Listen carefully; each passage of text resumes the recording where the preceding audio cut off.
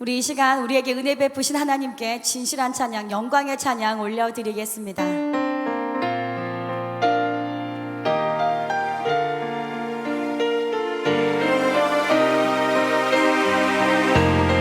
예수로 나의 구주 삼고, 예수로 나의 구주 삼고, 성령과 피로써 거듭나니 이 세상에서 내 영혼이 하늘의 영광 누리도다.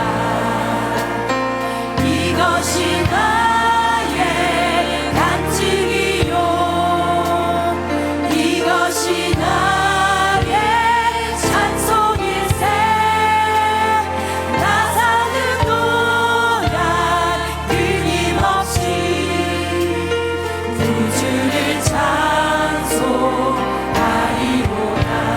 예수로 나의 예수로 나의 구주 삼고, 성령과 피로써 거듭나니 이 세상에서 내 영혼이 하늘의 영광 누리도다. 아멘. 이것이 나의 간증이요,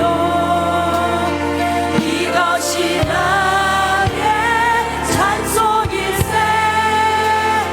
나 사는 동안 끊임없이 구주를 찬송하리. 예수로 나의 구주 삼고, 예수로 나의 구주 삼고, 성령과 피로써 거듭나니 이 세상에서 내 영혼이 하늘의 영광 누리도다. 아멘.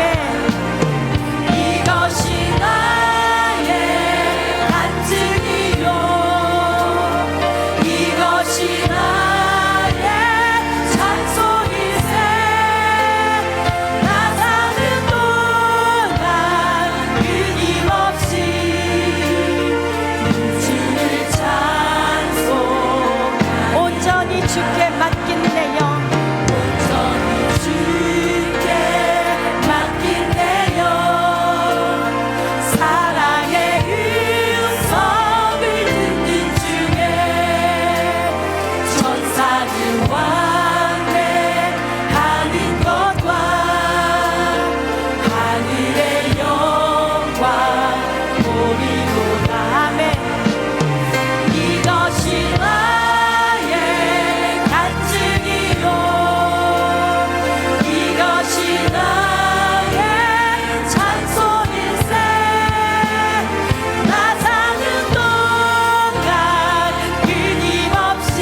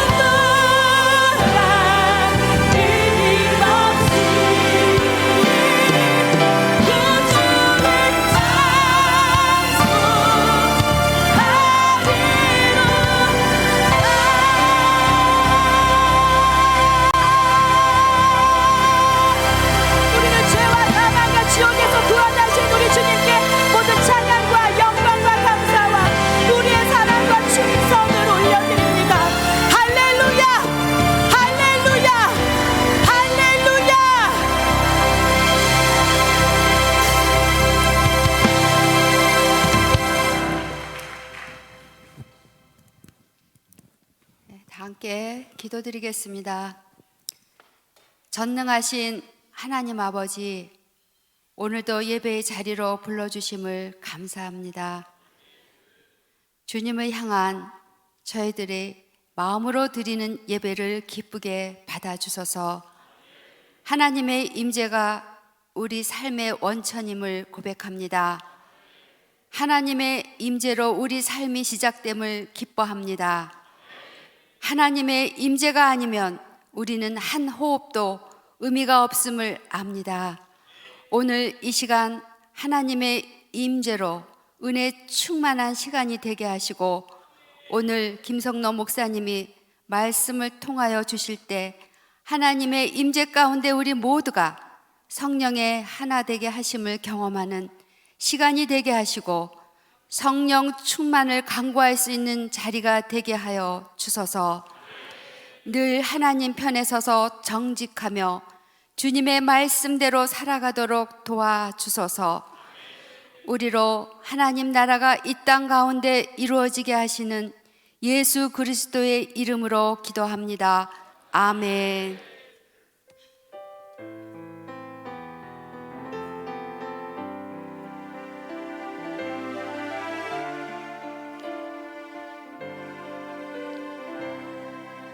감사합니다.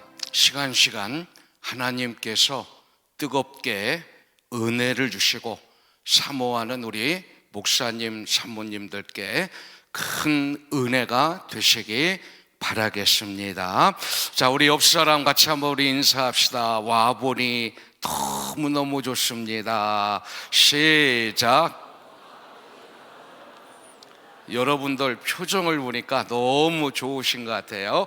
오늘 최고 행복한 날 되세요. 한 번 더 시작. 오늘 최고 행복한 날 되세요. 오늘 주실 말씀을 같이 보겠습니다. 고린도 후서 4장 7절 한 절만 우리 같이 보도록 하겠습니다. 앞에 나와 있습니다. 우리 나에게 주시는 말씀으로 우리 함께 큰 소리로 합독해서 하나님께 영광을 올려드립니다. 시작. 우리가 이 보배를 질그릇에 가졌으니 이는 능력의 힘이 큰 것이 하나님께 있고 우리에게 있지 아니함을 알게 하려 함이라. 사모하는 마음으로 한 번 더 큰 소리로 시작. 우리가 이 보배를 질그릇에 가졌으니 이는 능력의 힘이 큰 것이 하나님께 있고 우리에게 있지 아니함을 알게 하려 함이라. 우리 강사님을 소개하는데 두 가지만 말씀을 드릴까 합니다. 첫 번째로는 부활주의를 하나님의 은혜 가운데 보내시고 부활하신 예수님을 제주도까지 모시고 오신 우리 강사 목사님이십니다. 부활하신 예수님께서 여기까지 모시고 오셨으니 오늘 하나님의 임재하심이 사모하는 모든 분들에게 함께 하시기를 바라겠고요.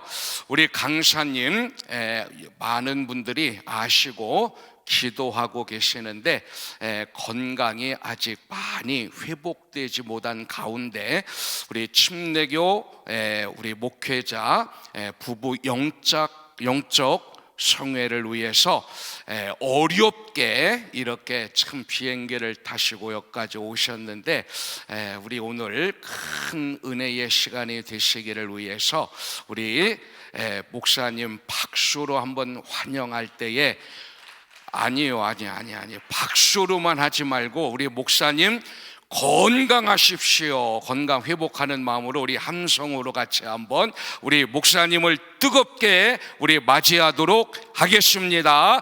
박수로 우리 모시겠습니다.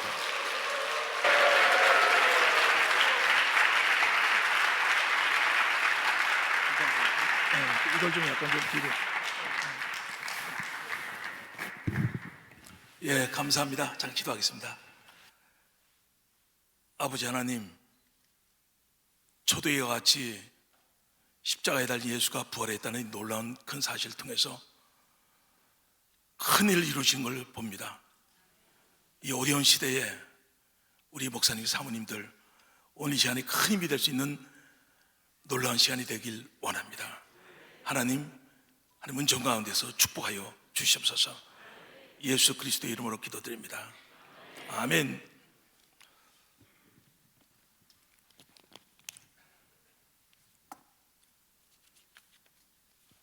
제가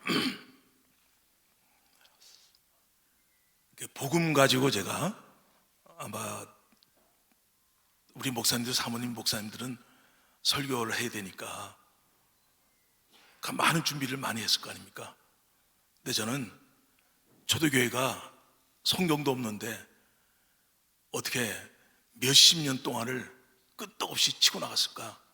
거기에 대해서 고민이 참 많았었어요. 또 우리 교인들이 따라줬고, 근데 오늘 여러분들하고 같이 나누면서 꼭 필요한 말씀이 오늘 나가길 원합니다. 제가 부활을 붙들 때도 우린 개인적인 체험이 너무 중요하잖아요. 제자들은 세계에서 제일 좋은 설교를 예수님한테 들었습니다. 능력의 표적 기사 능력이 나타나는 걸 다 직접 눈으로 보고, 또 마태복음 10장에서 제자들에게 귀신을 쫓고 중풍병자를 고치고 죽은 자를 살리는 그런 능력도 다 줬습니다. 산상수도 다 들었고요, 모든 비유 다 들었고 싹 다 들었어요. 우리가 이제 그래서 설교를 하고 있지 않습니까? 우리가 표적 기사 다 보고. 근데 제자들이 배신을 했잖아요. 그게 제가 제일 궁금했던 겁니다. 그게. 야, 그럼 이거 어떻게 된 거냐, 이게 지금. 우린 성경을 보고서 그 설교를 하고 있고 움직이고 있는데 그걸 다 해줘도 제자를 다 배신했으면 그럼 이건 어떻게 되는 거야, 이게. 어? 예수님이 했는데도 실패하고 있는데 이게 어떻게 되냐, 이게.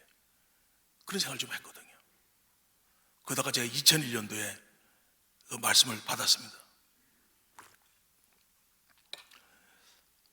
온 인류에 딱 한 가지를 알려주신 거예요. 하나님께서 이 땅에 오시면은 그 전에 전능자 하나님께서 보좌를 버리고 이 땅에 내려온다는 건 쉬운 게 아니잖아요. 사람으로 태어나고 이분이 죽으시고 부활해서. 근데 제자들은 다 도망갔어요. 그잖아요.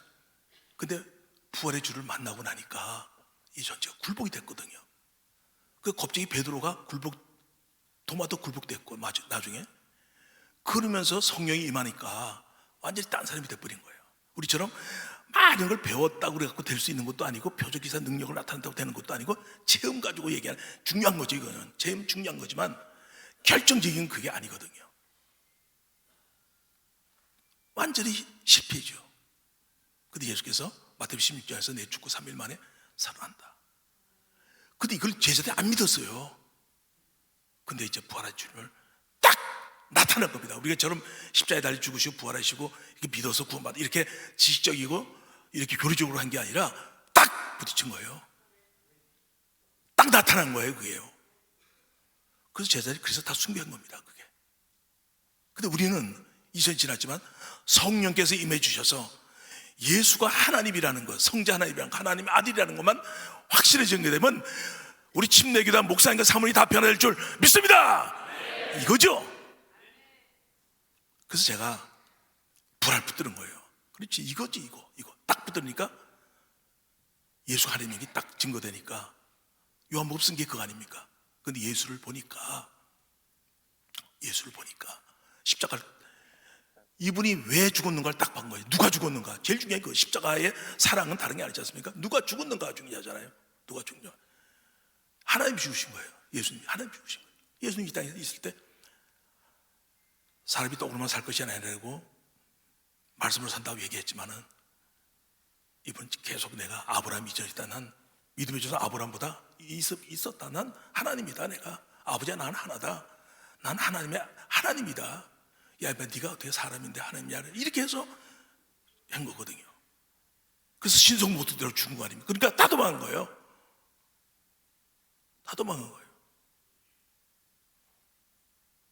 여기에서 이제 부활을 통해서 이제 우리가 이제 볼 때 교리적으로 보는 게 아니라 예수가 누구인지 알아질 때 그때서야 십자가가 보이는 겁니다. 이 십자가를 놓고 내가 얼마나 기도했는지 몰라요. 하나님, 느낌이 안 옵니다. 십자가 이거 사랑이라는데 사랑이 절대로 안 옵니다. 저는 왜 나를 위해 죽는 것도 안 옵니다. 그런데 예수가 부활한 걸 딱 보니까 설명할 필요가 없더라고요. 십자가는 우리 죄를 위해 죽은 줄 믿습니다.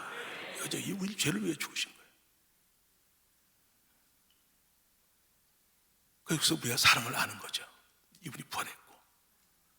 근데 제가 하다가 오늘 고린도서 4장 3, 4절에서 11절까지 말씀인데 지금 어떻게 나갈지 모르는 거예요. 제가요 4장의 3, 4절을 한번 띄워보면은 이게 나와요. 마귀가 복음의 광채를 가리는 겁니다. 다 같이 읽읍시다. 시작.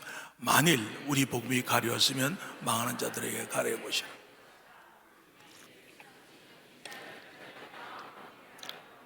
그리스도의 복음의 광채가 빛이 못하게 하미니 그리스도는 하나님의 형상이에요. 여기서 복음의 광채를 가리는데 이걸 광채 가리는 걸 찾아내야 되는데 제가 여기서 웬만한 거 다 빠져나왔다 그래도 이게 혼미된 데서 빠져나왔거든요. 싹 다 빠져나왔는데 하나 딱 약했던 게 뭐냐면 십자가에서 죽은 이유가 우리 측면에서는 죄를 사해 주시는 거지만 하나님 측면에서 보면은 죄를 깨끗하게 해서 함께 살려고 오신 줄 믿습니다. 근데 이 뒷부분이 약한 거예요. 그러니까 마귀가 혼미시킨다는 게 그거예요. 그 대사로서 5장 10절 한번 띄워보죠. 다 같이 한번 읽읍시다. 시작. 예수께서 우리를 위하여 죽으사 우리로 하여금 깨든지 자든지 자기와 함께. 예수님 십자가 주신 건요 함께 살라고 주신 거지 죄만 깨끗하게 해주고 그러는 게 아니죠. 근데 혼미시킨다는 게 이런 걸 얘기하는 겁니다. 우린 십자가에서 죄상 받았습니다. 이분이 부활해서 우리 주님입니다. 이러고 얘기하겠지만 근데 안 살면 아닌 거예요. 왜냐하면 이분이 이 땅에 오신 것은 함께 살려고 온 겁니다. 아까 본문에 읽었듯이 질그세 보 하나님 우리와 함께 살고 온 거예요. 우리 하나님 형상대로 만들었거든요. 모양대로 만들어서 하나님 모양대로. 그래서 5장에 보면 하나님 자녀라는 게 써 있어요. 아담이 셋을 낳는데 자기 모양과 형상대로 셋을 낳았어요. 자녀예요, 자녀. 그래서 우리가 십자가에 달린 예수가 부활하셨습니다. 이분을 내 주인으로 영접합니다. 이렇게 사랑해서 영접합니다. 이러면 여기서 성령이 역사하는 겁니다.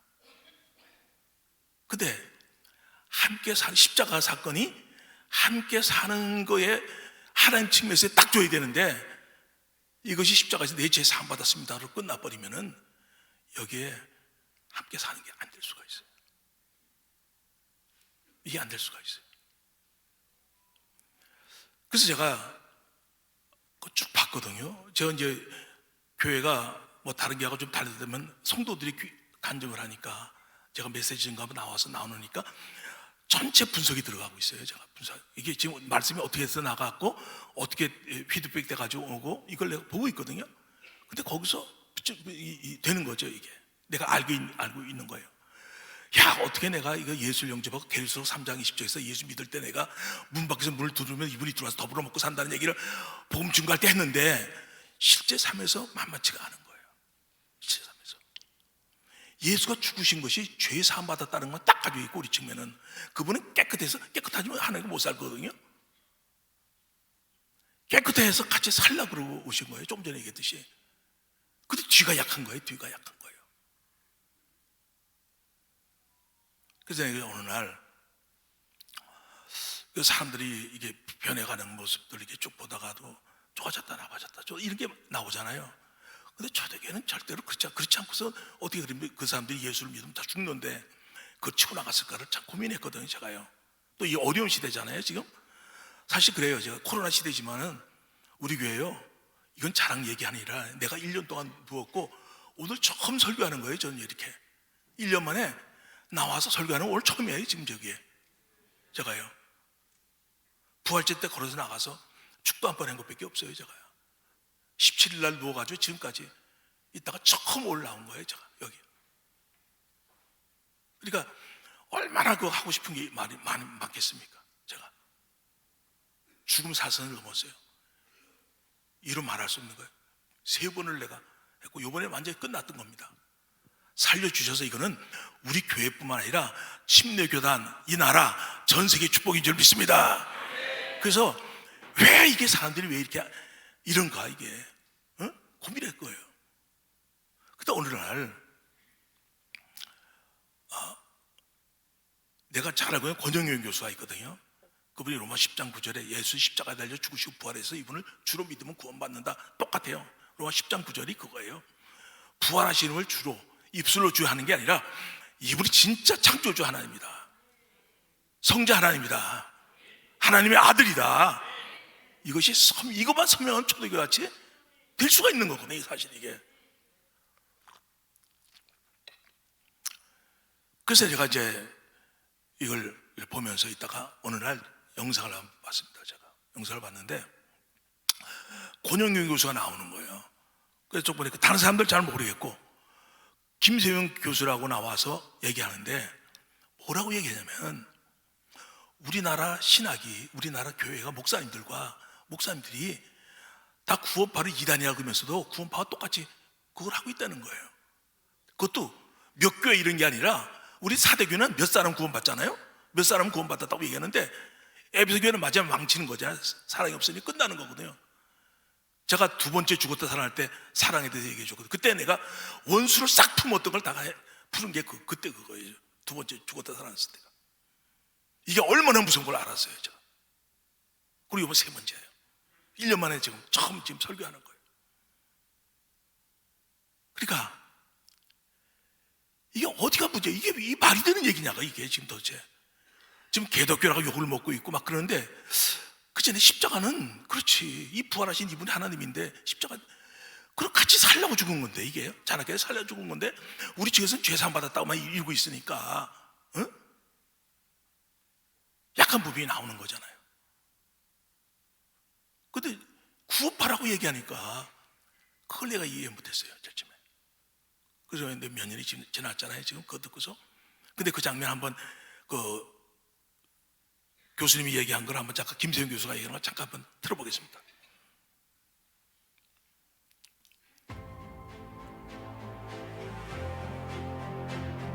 구원파를 이단이라고 정죄한 한국의 대다수 스스로 정통이라고 주장하는 교단의 목사들의 복음 선포가 사실상 구원파 신학이에요.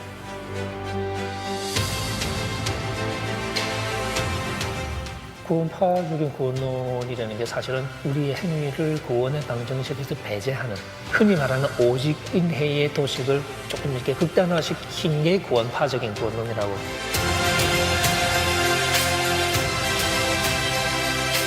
Salvation is something that changes you, and that means that you cannot, in effect, stay as you were. 목사님들 스스로 잘못 알고 잘못 가르치고 복음에 합당한 삶을 사는 게 아니라 윤리와 분리된 신앙을 가지고 그렇게 가르치니까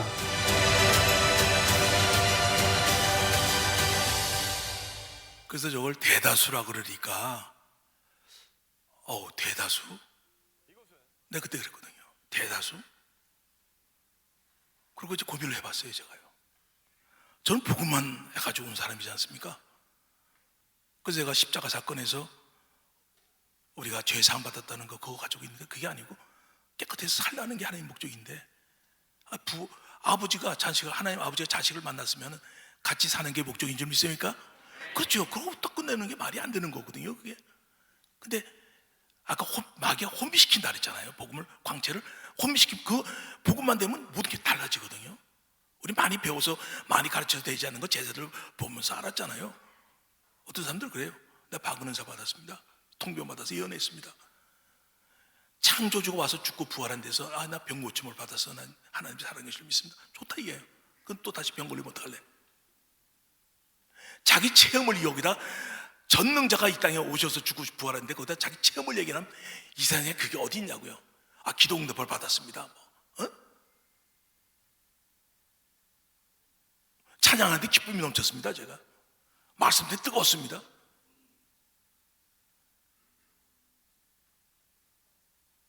하나님께서 이것밖에 없다 그러는데 십자가에 달려 죽고 부활하신 이 표적,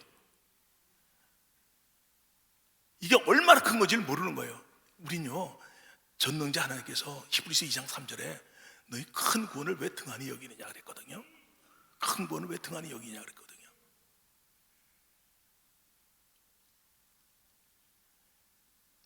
그러니까 전능하시고 전지하시고 무조부시하신 그분이 크다는 말을 안 하거든요. 천지 창조했다, 큰 창조했다, 이딴 얘기 안 해. 그분이 그게 크다고 얘기하겠습니까? 이 땅엔 없어요.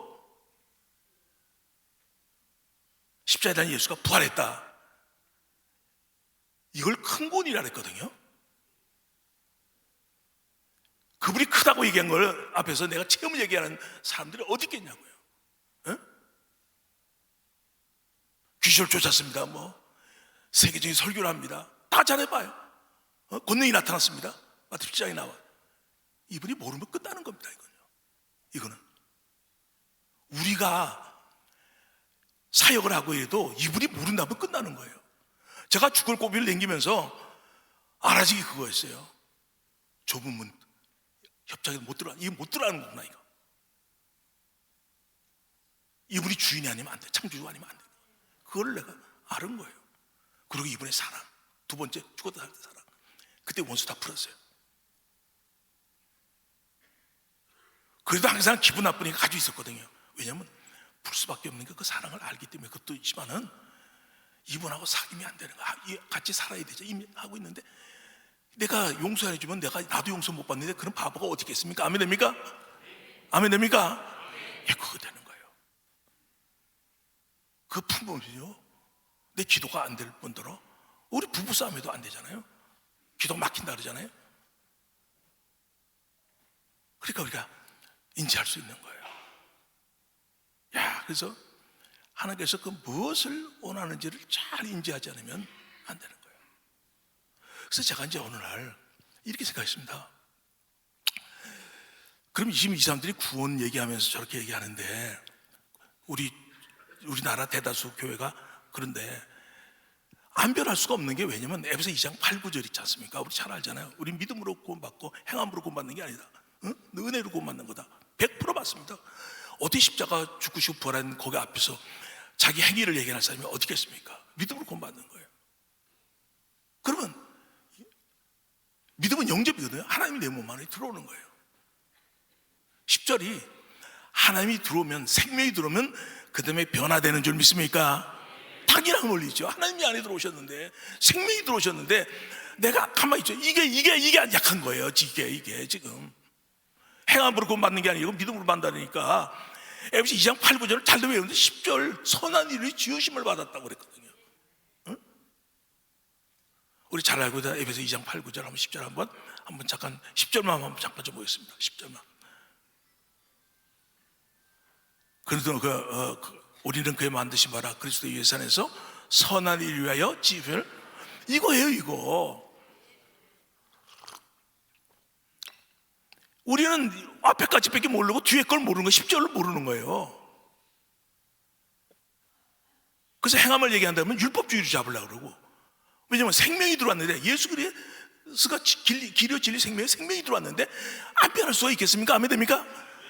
하나님이 우리 집안에 누가 들어와도 우리가 집안 청소를 하지 않습니까? 이분이 들어왔는데 이분을 인지 못하고 함께 하는 걸 모른다면 이게 말이 되겠냐고요, 이게. 그래서 제가 그렇게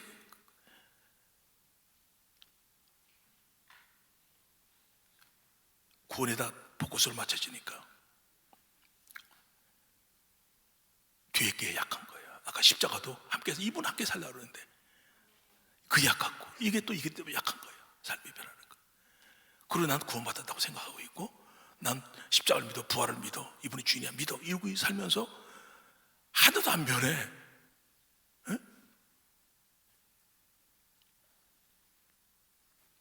그러니까 이건 희한한 신앙인 거죠. 그래서 마귀가 복음이 강체인데, 초대교회는 그냥 예수 부활을 만난 사람들이 그냥 그대로 성령이 임하니까 그대로 갔거든요. 그 어디가 문제가 있는 걸 찾아보니까 그거예요. 그래서 내가 이제 구원파 신앙이 어떤 건가를 봤더니, 저도 이제 교회를 33년 개척한 지 33년이 됐거든요. 제자 훈련까지 하면은 거의 뭐 86년도 했나 내가 그때부터 했으니까 90년도 개척했고. 그래서 봤어요. 내가 오래된 사람들을 봤어요. 최은정 자매라고 있는데 제가 이제 대학교 다닐 때 대학교 2학년 때 1학년 때 만났나 2학년 때 만났나 거의 지금 60 됐을 거예요. 거의 다 60이 가까이 될 텐데 한 58세 7세 될 거예요. 그러니까 자기가 구원에 확신이 딱 있는 거예요. 그래서 이해했거든요. 우리 믿는 거는 영접하는 거하고 믿는 거다. 믿는 거는 얼마든지 내가 속일 수가 있어. 그렇지만 영접은 속일 수 없다. 함께 사는 거니까.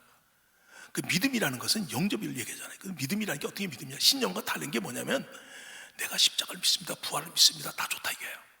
에? 예수님 모르면 그게 신념이에요. 뭐 아무리 소리 지르고 뭐 그트로 쳐도 나 믿습니다. 예수 믿습니다. 예수 모르면요 그건 사귐이 없으니까 예수님 모른다는 거예요. 쌍방이거든요. 믿음이라는 게 관계거든요. 그렇죠. 우리가 뭐 예수 믿고 구원받아서 믿고 끝나는 건 아니잖아요. 이분이 들어와 살아서 함께 움직이는 줄 믿습니까? 근데 이게 약한 거예요. 이게 약한 거예요. 그러니까 구원에 대한 확신을 딱 가지고 있고 대학교 때부터 열심히 했던 현정이 자매인데 사귐을 얘기했는데 그걸 내가 무지하게 강조 많이 했거든요. 근데 우리 구원받을 때, 전도받을 때 이래서 우리가 구원받고 천국 갑니다. 이렇게 이제 전도를 한단 말이에요. 십자가 달려서 이문 믿고 그렇죠. 나도 그렇게 증거했고요. 그러니까 구원파가 뭐가 구원파냐면요. 예수를 믿어. 근데 언제 보니까 죄를 회개 안 해요. 그렇지 지나도 구원받았어 나는 벌써. 똑같더라고 보니까. 그리고 나 구원받아. 예수님 웃겨. 있어도 상관 아니에요. 그냥 아무것도 아니에요. 시간 지나니까. 가만 보니까 비슷한 거야. 가만 보니까. 근데 우리 같이 했던 사람들 보면 알잖아요.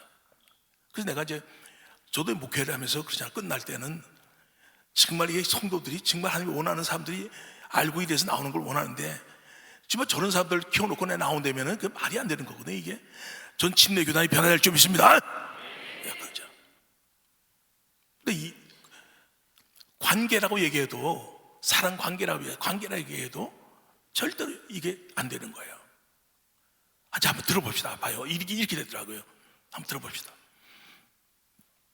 착각 중에 착각, 구원이란 하나님과의 관계를 회복하는 것이며 단지 천국에 가는 것 정도가 아니라 믿음은 일방적인 신념이 아닌 관계적인 것이라고 늘 생각했던 것 같은데 아니었다. 여전히도 내 사고는 천국 가는 구원에 머물고 있었다. 요한일서 2장 4절, 저를 아노라 하고 그의 계명을 지키지 아니하는 자는 거짓말하는 자요 진리가 그 속에 있지 아니하되 라고 하시는데도 나는 진리 가운데 산다고 착각. 요한일서 2장 9절, 빛 가운데 있다 하며 그 형제를 미워하는 자는 지금까지 어두운 가운데 있는 자라고 하시는데도 나는 빛 가운데 살고 있다고 착각. 마태복음 6장 15절, 너희가 사람의 과실을 용서하지 아니하면 너희 아버지께서도 너희 과실을 용서하지 아니하시리라 하시는데도 나는 이미 용서받았다고 착각. 동문서답도 이런 동문서답이 없다. 주님은 너 미워하는 마음이 있지? 그럼 넌 어둠이야 하시는데 나는 구원 받았는데요. 그래서 저는 빛의 자녀인데요 라고 대답하고, 너 용서 못하고 있지? 그럼 나도 너를 용서 안 해 하시는데, 저 용서 받았는데요, 예수님의 피로 죄사함 받았는데요 하고 있다. 교리적인 믿음인 것이다. 하나님은 관계를 묻고 계시는데 내 사고는 여전히 구원에 머무르고 있다. 난 구원 받았어요, 이미 빛 가운데 있다니까요 하는 나의 중심. 바리새인이 따로 없다. 나는 너희들보다 의로워. 나는 너희들보다 많은 것을 알고 있고 많은 일을 하고 있어. 이 마음이 있으니 미워하고 있으면서도 계명을 지키지 않으면서도 나는 의롭고 빛 가운데 거하고 있다고 착각하고 있는 것이다. 왜 미워하면서도 빛 가운데 있다고 착각하고 내가 비록 형제는 사랑하지 못하지만 하나님은 사랑하고 있다고 착각하고 사는가? 속고 있는 것이다. 이런 나의 실상 앞에서 그저 엎드릴 뿐이다. 자, 이렇게 되더라고요. 제가 이제 첫 번째 그 폐암이 걸렸을 때 그 왔던 현상이거든요. 좁은 문인데 우린 죽음 앞두지 않고선 죽음을 앞두니까 더 그게 예민해지잖아요. 좁은 문인데 우리는 구원받았으니까 좁은 문도 아니야. 아까 얘기잖아. 길이 협착지도 않아. 그분 좁은 문이라고 얘기하는데 난 구원받았어. 죽었다 해도 말씀들이 딱 구원의 포커스를 딱 맞추고 보니까 다 안 들리는 거예요. 이게 착각하고 있고 이렇게 키웠더라고요, 내가. 응? 사귐을 얘기하고 함께 사는 거다. 대상 5장 10절에서 찾아서 십자가는 죄 용서 깨끗해서 사는 거다. 이렇게 주는데도 사는 걸 모르는 거예요. 사는 걸. 그러니까 구원파 똑같은 거예요. 구원파가 똑같은 거예요. 내가 이상희 자매가 한번 볼 텐데 이 자매가 그거예요. 사는 걸 이게 어떻게 해야 되는지 이걸 모르는 거예요. 모르는 거예요. 어? 이거를 한번 잠깐 좀 보겠습니다. 영접, 임재, 동행 말은 많이 들었는데 실제로 그렇게 살아본 적이 없다. 어떻게 사는 게 예수님과 함께 사는 거지? 수시로 이런 생각을 하긴 했다. 당연히 예수님을 보지 못하고 나에게 초점이 맞춰지면서 마음이 한없이 무거웠다. 내 안에 계시는 예수님이 초점인데 내 사는 모습을 보니 답답한 것이다. 죄와의 싸움이 시작부터 삐걱거리고 율법에 빠져 애를 쓰다가 끝나기 일쑤였다. 사랑의 관계로 풀어야 하는 것을 법으로 풀려고 하니 물 흐르듯 자연스럽고 당연한 것이 다 어색하고 힘이 들었다. 예, 여기까지만 시각 보겠습니다. 장애인이 이게 포커스가 딱 그 구원 쪽에다 다 못하게 맞춰져 있으니까 이 사는 것도 난 십자가에 달린 예수가 부활해서 내 죄 산 받았어. 난 믿어 구원받아. 이게 다 되니까 같이 사는 걸 얘기해도 다 살고 있는 줄 알아요, 자기가. 응? 근데 막상 딱 하니까 이게 사는 게 어떤 건지 모르는 거예요. 이게 너무 무서운 거예요. 난 목사로서 성도들이 이게 나눠질 때 깜짝깜짝 막 놀래거든요, 사실요. 이게 어디가 문제 있는가? 근데 나중에는 그 뜨고 어떤 사람들 있잖아요. 예수 믿고 그냥 그치 뭐 하나님 아버지만 해도 기도할 때 눈물이 나고 정말 예수만 생각해도 감격이 되고 막 이랬던 사람들인데 10년 20년 지나고 어느 시점 딱 보니까 감각도 없어요. 아무 감각도 없어요. 에?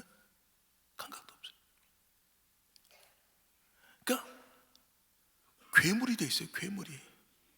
괴물이 돼 있더라고요.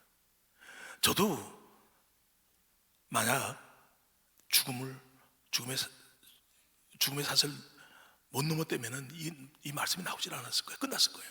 그러니까 하나님이 그거 쓰시려고 지금 하는 거예요. 근데 이걸 딱 봤을 때, 야, 이거는 만만치가 않은 거구나. 이게 만만치가 않은 거구나. 초대교회는 그냥 그 부활하신 주님, 그 십자가 사랑으로 그냥 그때 추락하는데 우린 뭔가 대만 바뀌어 있어요. 막 뭐가 이게 그 구원파 신앙처럼 돼버리니까 이게 야, 이건 말이 아니죠. 그래서 괴물로 바뀌어버린 거예요. 괴물로. 요건 이제 한번 더 한다. 이게 사례가 많은데 딱 하나만 더 보고 넘어가겠습니다. 이거 고병우 형제인데 얘가 이제 자기 괴물이 된 거예요. 지금 보면 이게 그러니까 내가 아까 김세윤 교수가 얘기하는 게 충분히 내 이해하는 거라고. 이게 다 달다 배우고 다 해도 이렇게 바뀌어지는 거, 괴물로 바뀌어지는 거. 한번 잠깐 좀 보겠습니다. 괴물도 이런 괴물이 없다. 오늘 예배를 드리며 그간 마음속에 숨어있던 더러운 중심을 보며 진심으로 회개하게 되었다. 나는 구원받기 위해 영접했다. 그러니 삶의 주인이 나였던 것이 너무나 당연했다. 나를 위해 십자가를 지신 예수님에 대한 사랑은 온데간데 없어졌다. 말씀을 하신 전능자의 권위도 온데간데 없다. 오직 나는 구원받았고 회개했다는 갑옷과 방패를 두르고 나 살고 싶은 대로 살았다. 그런데 하나님은 나를 사랑하셔서 나와 함께 살라고 하셨다. 그런데 나는 내가 편한 대로만 살고 싶었다. 회개하고 구원받았으니까. 사랑하면 같이 사는 것이다. 세상을 사랑한 순간 예수님과의 동행과 관계는 내가 모두 끊어버렸다. 그 순간부터 예수님은 나의 뒤통수밖에 보신 적이 없을 것이고 나를 사랑하여 내 안에 오신 예수님 앞에서 나는 세상을 사랑하여 세상과 함께 살았다. 구원받기 위해 예수님을 영접했으니 십자가 사랑에 감격하고 예수님을 바라본 적이 없지는 않았지만 그 사랑이 오래 가지 않았다. 내가 좋은 것이 눈에 들어오면 여지없이 예수님께로부터 돌아서서 그것을 잡았다. 또 말씀으로 마음을 찔러주시면 나는 구원받았는데요. 나는 예수님을 사랑합니다라며 말씀을 튕겨내었다. 영접하여 구원을 받은 이후로는 제대로 된 회개도 하지 않은 것 같다. 아무리 마음을 찔러주셔도 나는 예수님을 사랑하여 함께 사는 것이 목적이 아니니 찔러주시는 마음의 회개를 하고도 세상이 보이면 또 바로 예수님으로부터 돌아서서 세상을 바라보았다. 그러면서도 하나님은 회개하면 언제나 용서해 주시는 분이시라며 감사했던 것은 사실 또 다른 죄를 짓기 위한 준비 운동이었다. 성령님께서 희성이를 통해 사랑이 빠지면 전부가 빠진 것이라고 했다. 모든 것이 무너진다고 하셨다. 나는 전부를 놓고 살았다. 내 마음 속에 모든 것이 무너져 내려 괴물과 같이 살아왔다. 이게 정말 예수님을 사랑하지 않는 거는 진짜 이게 십자가의 교리를 믿는 것이지 절대로 예수님을 믿는 것이 아니라는 게 정말 이번에 정말 회개가 됐습니다. 이 더러운 중심을 정말 모든 것을 토해내고 싶다. 주님, 정말 잘못했습니다. 주님의 사랑을 나의 구원과 욕심에 이용만 했습니다. 정말 회개합니다. 정말 마지막 기회를 주신다면 이 더러운 중심을 내려놓고 예수님만 사랑하며 살겠습니다. 그 십자가의 위대한 사랑을 다시는 배반하지 않겠습니다. 사랑에 다른 것을 섞지 않겠습니다. 주님의 품 안에서만 살고 싶습니다. 그간 저 때문에 흘리신 눈물,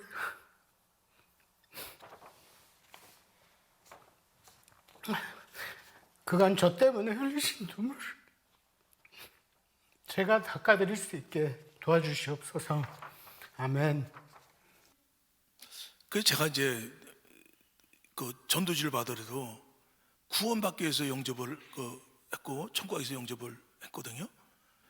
그러니까 우리가 이제 마지막으로 뭐 얘기하고 싶은 게 뭐냐 물어보면 저 구원시켜서 감사합니다. 이제 전도하고 그러잖아요. 근데 열매가 이렇게 나오잖아요. 열매가 내가 키운 게 이렇게 나오잖아요. 이렇게. 그러다 제가 3년 전입니다. 우리가 보면 돌들도 사용하잖아요. 하나님께서 당나귀도 사용하는 거 보잖아요. 우리가 어디 7살이에요. 얘는 희성이라고 내 손자입니다. 제 손자. 이종원 목사님, 이진호 목사님, 그리고 저 3대가 접니다. 우리 집사 이양자, 김성도가 딱 여자 잘 만나가지고 이게 딱 내가 된 거예요. 여자 잘 만나서 내 목사가 됐습니다. 그리고 4대 김형근 목사, 우리 부목사예요. 우리 교회. 그리고 4대, 5대가 지금 그 손자 김희성 목사예요. 김희성 목사. 걔는 모리의 목사가 돼 있어요. 걔는 5대째 내려오니까 너무 놀란 걸. 제가 숙제를 풀어다 안 되는 거예요. 이게 포커스를 맞췄는데, 초대교회에다 맞췄는데 안 되는데 얘가 어느 날 사랑해서 예수를 영접했다는 거예요. 깜짝 놀랐어요. 내가 사랑해서 영접해?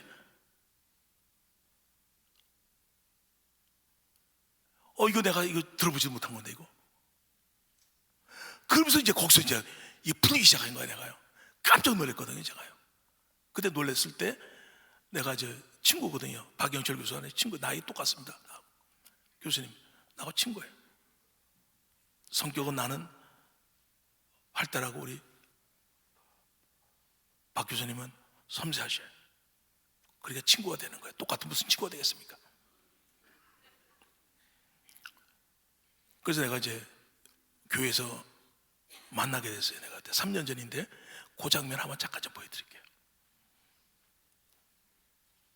어제 제가 춘천 한마음교회 가서 주례를 하고 왔는데, 주례하기 전에 김성로 목사님과 한 20분 짧은 교제를 나눴어요. 7살짜리 꼬마 손주한테 뒤통수를 얻어맞은 것 같더라고요.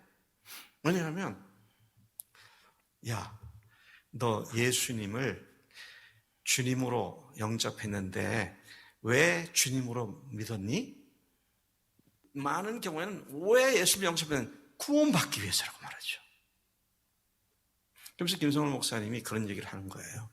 이 손주가 사랑하기 때문이라고. 한 번도 내가 주님을 사랑하기 때문에 영접했다는 생각을 해본 적이 없구나. 너무 놀랐다는 거예요. 그러면서 뭐라고 하시냐면 구원받기 위해서 영접했다면 그것은 이기적인 것일 수 있다는 거죠. 구원받는 데니까 너무 좋아서 이기적인 목적으로 예수를 영접할 수도 있다는 거잖아요. 그 말을 하는데 저 그냥 뭐 뒤통수 한 대 어지 맞은 것 같더라고요. 그럴 수 있겠구나. 그럴 수도 있구나. 근데 7살짜리가 예수님을 사랑하기 때문에 주님을 영접했다고. 참 너무도 귀한 그런 깨달음을 아이를 통해서 받으시고 그걸 저한테 그래서 그거 얘기해 주려고 저를 계속 기다리고 있었더라고요. 왜냐면 이게 뭐가 풀린 거 시작이었거든요. 저한테요. 복음에만 가 있었는데 복음의 강체를 아까 고린도서 4장 3, 4절에서 막 가리는 거잖아요. 십자가도 죄사함 받았다는 걸 딱 머물게 하고, 그죠? 이렇게 하듯이 구원받은 신앙처럼 바꿔 구원 받기 위해서 영접해버리니까 이렇게 사람도 이상해지는 거더라고요, 이게. 근데 사랑해서 영접하잖아요. 그래서 내가 너무 궁금하더라고요. 도대체 코로나 시대인데 3년 전에 그런데 이게 집에서 같이 있다 보니까 이제 아버지 아들과 아버지도 목사니까요. 내 아들도 목사니까 손자지 이게. 그러니까 저게 무슨 말을 저게다 어떻게 물어볼 수가 없더라고요. 저거 너 어떻게 증거했냐? 그래서 내가 이게 참 너무나 이상한 애가 나왔으니까 이건 나하고 차원이 틀린 사원이 나왔거든요. 이건 하나님이 하신 거지 뭐 얘를 어린 애를 지켜 세우려고 그러지는 않잖아. 우리 집사람은 이성이 얘기에 꺼내는 걸 싫어해요. 우리 마누라 여기 와 있지만 지금 얘 어린데 그걸 내세우면 잘못했다가 이거 어떻게 되냐. 그래서 내가 이제 회개하는 거를 한번 그 영상을 찍어놓은 게 있더라고요. 그래서 그걸 한번 봤어요. 그러니까 영접시키고 나서 그 회개하는 장면인데 그 장면 한번 잠깐 좀 보여드리겠습니다. 정아 왜 울어? 왜냐면 예수님이 저 마음에 저 죄를 용서해 주셔서 너무나 감동했어. 그래서 눈물이 났어? 네. 예수님 너무 감사하지? 예수님께 하고 싶은 말이 있어? 네, 예수님 사랑해요.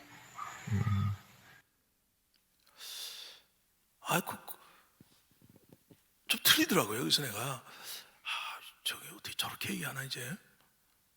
그럼 내가 전도지 보고 또 부활도 증거했고 다 그랬는데 사랑해서 영접했다.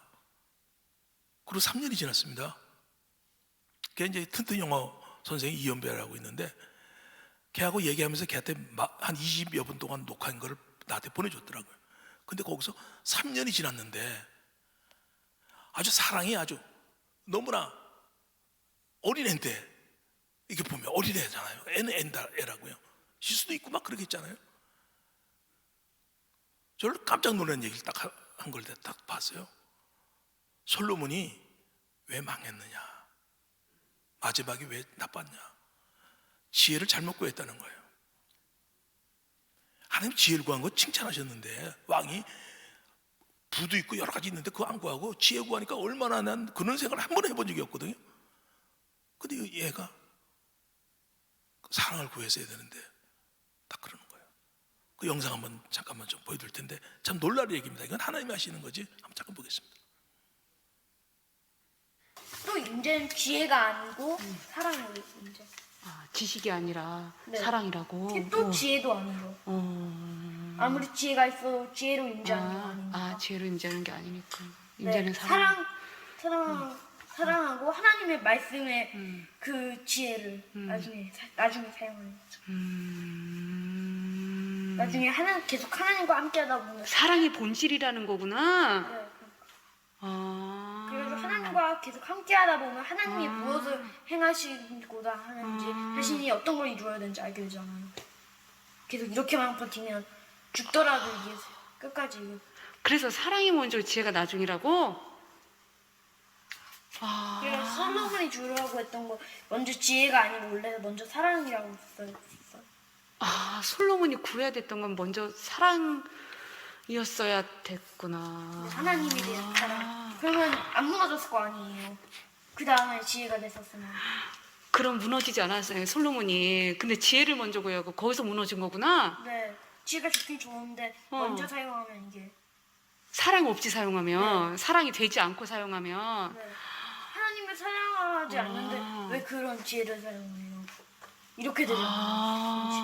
그러니까 사랑 그럼 이게 이렇게 되는 거예요. 사랑을 먼저 하고 하나님이 나를 사랑하신다 이것만 알고 그럼 하나님이 언젠가는 우리에게 지혜를 주셔요. 하나님이 원하시는 게 무엇인지 우리가 어떤 걸 해야 되는지. 그러니까 우리는 그 사랑을 이미 정확히 고정됐고 그 하나님의 말씀 지혜로 우리가 유혹이 쳐들었을 때 막는 거죠.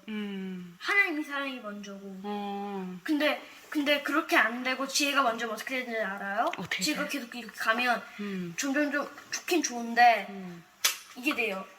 나는 하나님을 사랑하지 않는데 하나님은 나를 사랑하지도 않는 것 같은데 내가 왜 그런 지혜를 하나님에게 꼭 사용해야 되냐?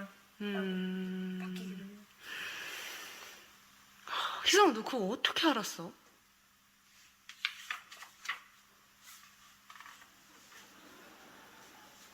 떠올라요.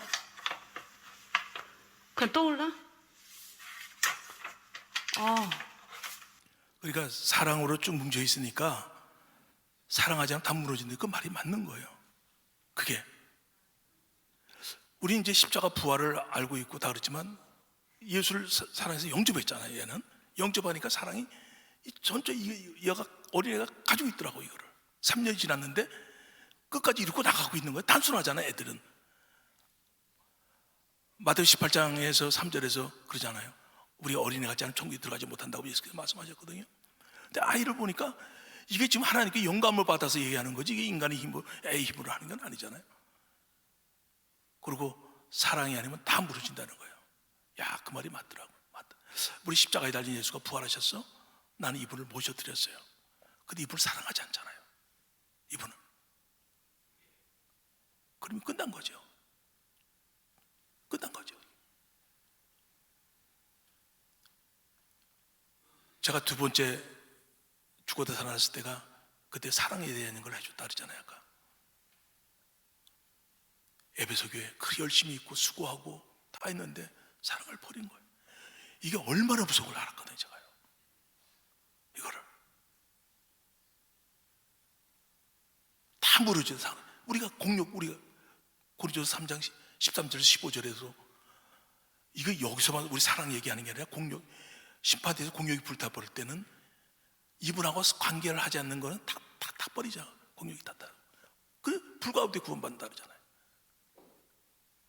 그러니까 이분하고 관계를 맺지 않고 있으면 이것처럼 억울한 게 없고 힘든 게 없어요. 나중에 보면 아무것도 없을 수 있어요. 내가 죽음 앞에 있으니까 그러더라고요. 아무것도 없구나 이거. 상은 고사하고 이거 조금 들어갈 수 있을까? 입술로만 야 이게 부활 얘기 없다 했는데 이게 교리화가 될 수 있고 지식이 될 수 있어요. 아무리 알아도 십자가 부활 다 알아도 이분이 나한테 들어왔는데 살지 않고 있고 사랑하지 않은 거예요.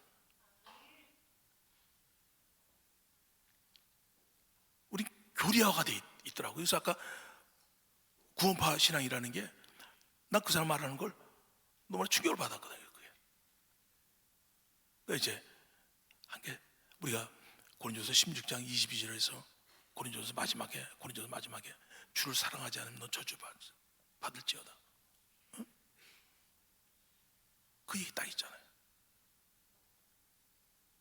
이분 모셔놓고 사랑하지 않는다. 히브리서 6장에서는 그냥 저주함에 가깝다. 6장에서는 그런 말이 있는데 여기는 난 원어 잘 모릅니다. 원어는 잘 모르고 주를 사랑하면 저주를 받는 거더라고요. 사랑이 없으면. 저는 이랬어요. 열심히 가르치니까 성도들은 열심히 메시지 증거하고 그거 공부하고 그렇잖아요. 뭐 다 준비하고 또 새벽 기도하죠. 뭐 뭐 새벽 하죠, 수요 예배 하죠, 주일 예배 드리죠, 뭐 토요일날 찬양이 있죠. 뭐 그러니까 막 돌아가는 거예요. 내가 나이가 70이 넘었는데 어떻게 왔는지는 난 모르겠어요. 너무 막 돌아가가지고. 야, 그러니까 이게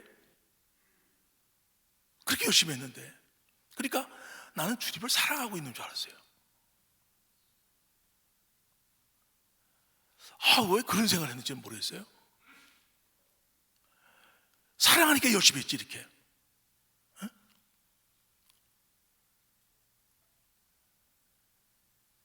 그러고 나니까 이 보통 문제가 아니더라고. 보통 문제 아니. 일에 대한 거 있잖아. 일. 저도 장가간 게 믿지 않은 집안의 7만의 장남인데 우리 마누라가 나한테 온 게 기도해서 응답 받아서 온 거예요. 세계 복음화. 그 부활을 붙들고 터뜨리는 거예요. 눈이 다 왔는데 뭐가 어디가 혼미되어 있는지 모르겠는 거예요.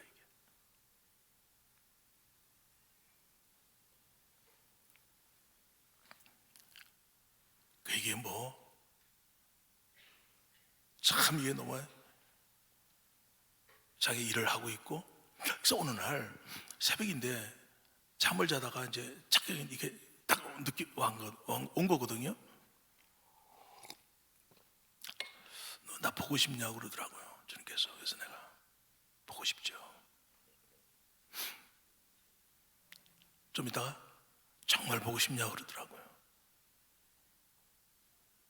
야, 그때 내가 통곡을 했습니다. 주님께서 나한테 말씀하시는 게, 내 머릿속에 뭐가 들어있었냐면 일이잖아요. 복음 증거하는 것, 세계 복음화 일, 이런 거. 우리 마누라 그거 받아서 나한테 씹어온 사람이니까 난 그런 것 말씀도 그때 잘 몰랐었고, 근데 목사 된 건 사실이고 지금까지 왔고, 일, 또 청년 이 어려운 시대에 교회를 채울 수 있는 것은 찬양이라고 생각했거든요. 그러니까 이게 두 가지를 딱 죽음 앞에서도 내 생각했던 거예요. 이게. 너 정말 보고 싶냐 그러는데 이게 무슨 말인지 알겠더라고. 그러니까 일이 주님보다 더 귀해. 일이. 사랑하고 보고 싶다 이건 말도 안 되는 거고, 일이 더 커. 여러분들 생각해보세요. 건물을 짓고 있는데 주님 오시라 그러겠어요? 이거 다 짓는 다음에 또 이렇게 해야죠. 우리 마음이 그렇잖아요. 그걸 깨우치는. 그래서 내가 또 어느 날 이제 어머니가 이제 주일날 소천하셨거든요. 오래전에 2002년도에 떠나셨는데 새벽기도 하는데 갑자기 그게 떠오르는 거예요.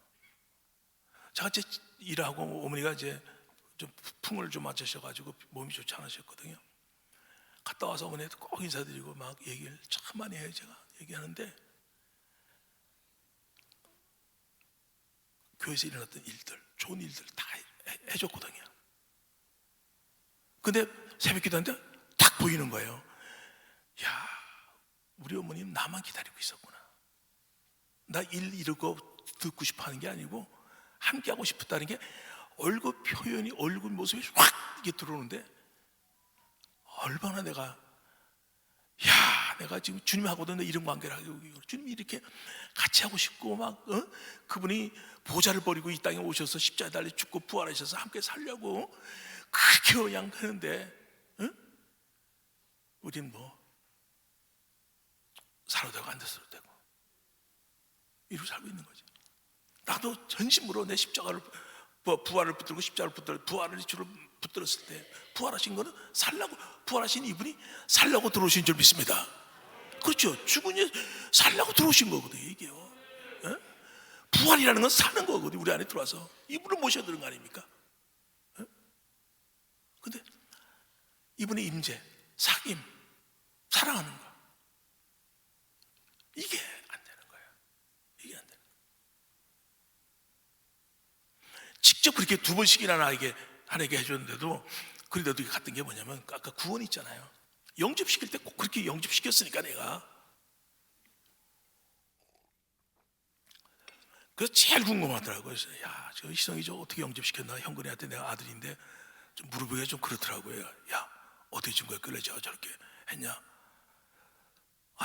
하고 싶었는데 말 안 했습니다. 제가 하고 싶었는데 이건 얘기했습니다. 야, 솔로몬 얘기 너가 같이 얘기한 적 있냐? 내가 물어봤어요. 아니요, 없어요. 알았어. 그러니까 이게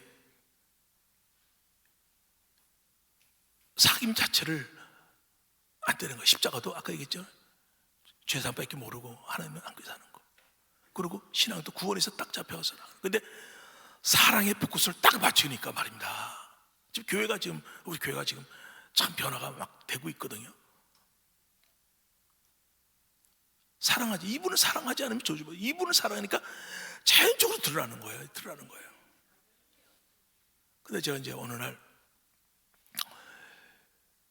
희성이 엄마가 학교를 갔어요. 엄마 학교 와가지고 초 회장님한테도 보여드리고 내가 그랬는데 갔는데 선생님하고 상담을 하잖아요.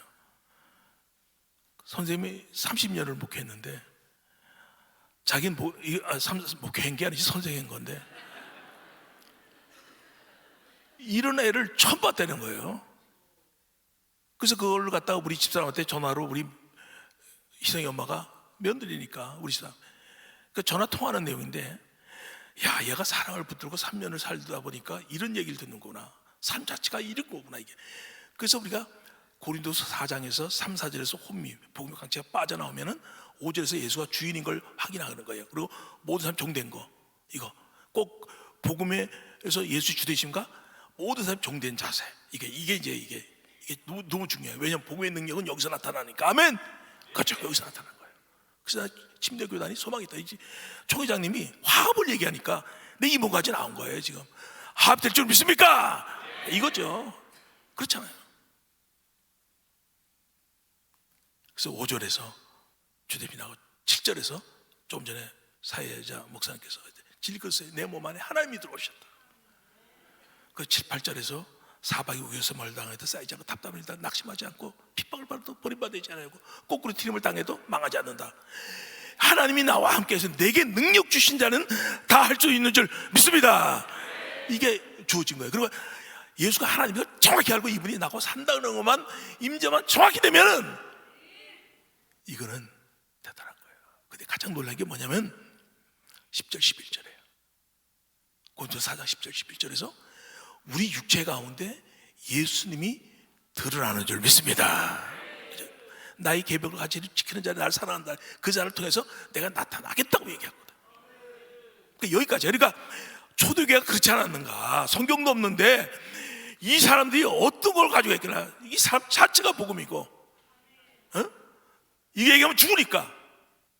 부활을 증거하면 핍박받고 죽으니까. 그러니까 정확하게 인지되는 거예요. 근데 희성이가 엄마가 학교 갔다 와가지고 전화 통화 내용 한번 잠깐 좀 들려드리겠습니다. 선생님이 많이 힘드셨었나 봐요. 여러 가지로. 교사 생활을 30년을 하셨는데 교사 인권 이런 데에서도 많이 힘들어 하시고 그런 과정 속에서 언제부턴가 희성이의 눈빛이 이제 눈에 들어오기 시작하면서 30년 교사 생활을 했는데 이런 눈빛은 처음 봤대요. 이런 아이는. 얘가 어떻게 맨 뒤에서도 이렇게 집중을 해주고 뭐 말로 표현을 할 수 없는 뭔가가 이렇게 느껴졌다고 하더라고요. 희성이랑 몇 주 이렇게 지내보면서 희성이를 통해서 너무 많은 위로와 사랑과 뭔가 그런 게 너무 느껴지고 눈빛이 계속 생각난다는 거예요. 그래서 너무 힘드셨었는데 제가 어머니한테 왜 이렇게 주저리 다 이야기를 하는지 모르겠는데 너무 꼭 대변을 꼭 말씀드리고 싶었다 하면서 그래서 너무 힘든 시기가 있었는데 그냥 아이들을 가르쳐야 된다는 의무감으로 이렇게 지낸 적도 있었고 출근하는 것도 너무 힘든 경우에도 그럴 때마다 희성이의 눈빛이 이렇게 생각이 나더래요. 희성이의 모습과. 그러면 다시 힘이 나서 벌떡 일어나서 오셨다는 거예요. 그래서 희성이는 요즘에 그 저의 삶의 원동력이라고 하시면서 감격을 하시면서 눈물도 약간 글썽이시면서 어머니는 아마 제 마음을 다 모르실 거예요. 근데 진짜 희성이가 요즘에 저의 삶의 원동력이고 너무 이런 아이가 어떻게 있을까 싶을 정도로 30년 교직 생활을 하면서 처음 봤다고. 그래서 어떻게 아이가 집중력도 집중력이지만 그런 눈빛의 따뜻함과 뭔가 아이인데 애어른 같다고 막 그러면서 어떻게 이렇게 어린아이인데 어른하고도 잘 통하고 희성이한테는 얘기를 한 번도 못 들었는데 처음 들었거든요. 저희도 바로 옆에 시각장애인으로 판정받은 친구가 있는데 그 친구를 희성이가 그렇게 의리 있게 같이 돌봐주고 그 아이에 맞춰서 움직여주는 걸 보면서 너무 감동을 받아 하신 거예요. 원래 그런 아이가 있으면 다들 놀림거리가 되고 반에서도 소외가 되는데 딱 희성이가 처음부터 그 아이를 존중해주고 하니까 반의 분위기가 다 바뀐 거예요. 그래서 희성이가 없을 때도 다른 아이들도 도와주려고 하고 전체가 이제 이 아이에 대해서도 좋은 영향을 희성이 덕분에 끼쳐줘서 너무 고맙다고 하시고 어떻게 이렇게 아이가 따뜻할까. 어린이인데도 기특하고. 희성이네 반 아이들이 되게 교육열이 좀 높은가 봐요. 다 자기네는 서울대 가겠다고 해서 공부 열심히 하는 거라고 막 그러면 서울대 가는 친구들 가고 싶은 친구들 손 들어봐라 했는데 다 하는데 희성이는 안 들더래요. 이상하다 싶어가지고 이렇게 똘똘한 애가 어디를 가고 싶어 하나 했는데 희성아 너는 서울대 안 가고 싶니? 저는 한동대요. 너무 당차게 딱 얘기를 하니까 쉬는 시간에 너무 궁금해서 물어보셨나 봐요. 희성아 너 선생님 정말 궁금해서 그러는데 너 커서 뭐가 되고 싶어? 저는 목사님이 될 거예요, 선생님. 선생님이 놀라신 거예요. 그래, 그렇구나. 너는 정말 좋은 설교를 할 목사님이 될 것 같아. 막 그렇게 하시고, 막 그냥 이게 뭐 단순한 집중력, 뭐 똑똑함 이게 아니라 그 눈빛 속에 따뜻함도 있고, 사랑도 있고, 그 장애인 친구를 대하는 모습도 봐도 그렇고, 너무 이게 30년 동안 진짜 처음 보내라고 더 많은 이야기가 있다고 하는데 에피소드들 몇 가지만 말씀드린다고 하면서 계속 희성이한테만 눈이 간대요. 이게 교회에서 나갔거든요. 그리고 간증이 들어오잖아요. 그러니까 야 이거 잘못 살았구나. 이게 애인데 이게 반을 흔드는 거잖아요. 반 애들이 변화되고 정말 이게 선생님이 그렇게 얘기할 수 있는 지금 학교 인권이 엉망이니까 이런 얘기를 한 거죠. 힘드니까. 근데 제가 이제 결론을 내겠습니다. 뭐 일한 거 얘기하는 게 아닙니다. 전 그렇게 지금 하고 있습니다. 이제 누워서 생활하는 게 많으니까 그런지 몰라도 딱 한 가지만 염두에 하시면 됩니다. 주님을 사랑하십니까? 이겁니다. 일을 보기 전에 이겁니다. 이거 아무리 말해도 모른다고 할 수 있어. 이분이요. 믿음은 상관관계입니다. 우리 침례교단 목사님들 오늘 짧은 시간에 간증을 보여줬고 나눠줬습니다.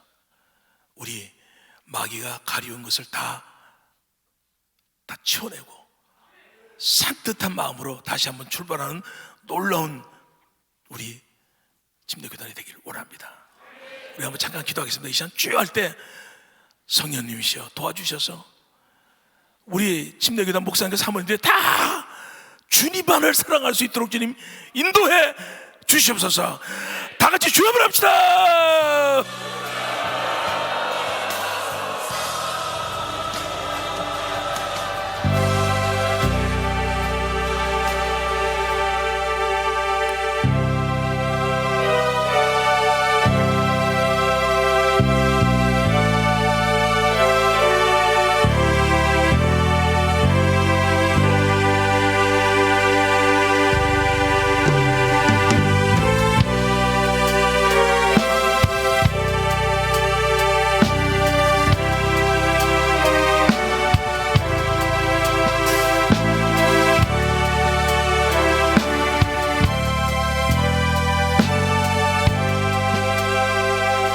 예수 그리스도의 이름으로 기도드렸습니다. 아멘. 할렐루야. 다시 한번 해보겠습니다. 할렐루야. 네, 귀한 은혜를 주신 하나님 앞에 영광의 박수를 올려드리고 또 우리 목사님 건강하게 하시라고 격려 박수 보내주시면 감사하겠습니다.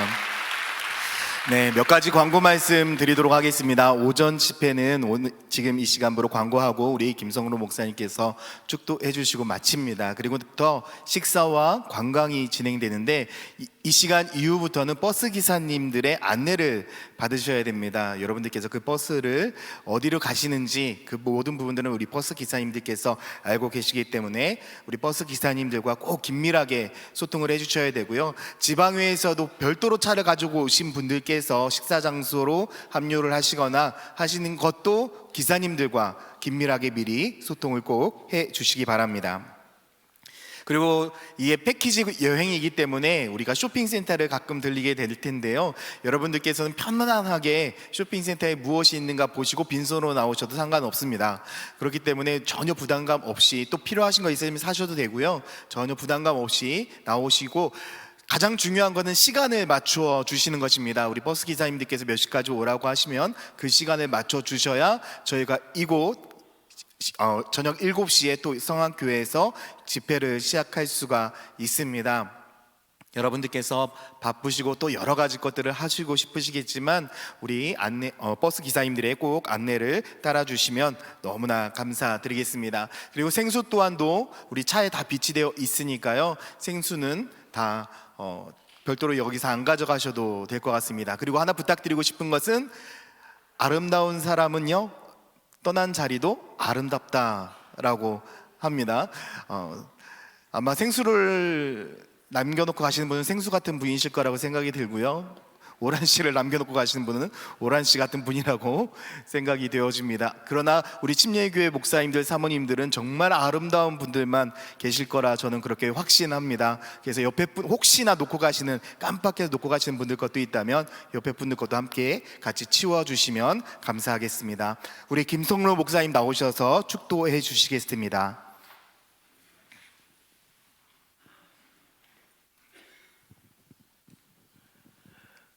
지금은 우리 주 예수 그리스도의 은혜와 아버지의 극진하신 사랑과 성령의 교통하심이 영적 성장에 참여한 우리 목사님과 사모님들에게 영원히 함께 하시기를 간절히 축원드리옵나이다.